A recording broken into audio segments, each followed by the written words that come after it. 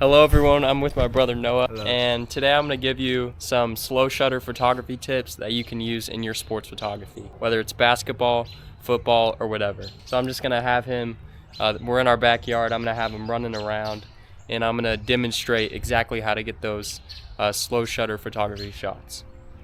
Right now I'm on the Canon R6 Mark II and I'm in manual mode. I have my shutter speed set to 1/25 with my aperture at f4. I do want to let you know that today's a cloudy day, so I can afford to have my aperture kind of low. But usually on a sunny day, I have it set to around f20 to f22. So just keep that in mind. And then finally, I have my ISO set to 100. First up is the classic panning shot. The key to achieving this effect is moving with your subject. I try and match my body movement to their speed and follow them through the frame. Keep your subject in the same spot as you move and fire a burst as they pass by. Don't feel discouraged if you don't get the shot on the first take. Sometimes it takes multiple attempts. The next technique that I'll be demonstrating is the rotation motion blur. This effect creates a circular motion around your subject. You can do this by rotating your camera to the side, but make sure you keep your subject in the middle. You can mess with your shutter speed on this one. I usually go anywhere from 1/25 down to 1/8 of a second. The subject stays relatively sharp and the edges of the photo blur outward in a circle. This effect is great for adding energy or emphasizing movement.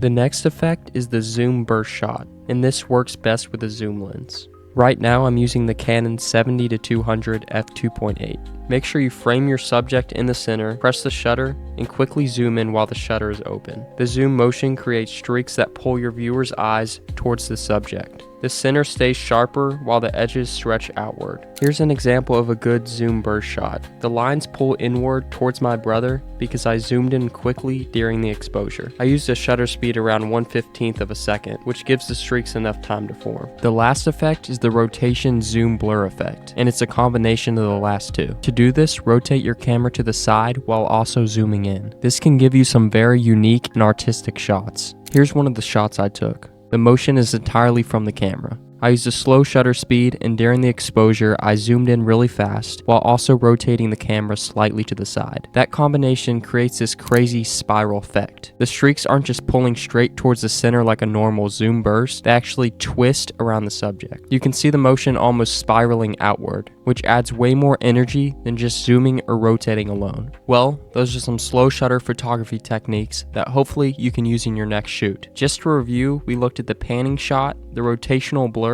and the zoom burst techniques. Try these out the next time you're shooting a game or practice, and watch how much impact your photos start to have. If you did find this video helpful in any way, make sure you like and subscribe down below. Thank you all so much. I'll be making a lot more tips and tricks tutorials coming in the future, help you all become a better sports photographer. So thank you all, and I'll see you all in the next one.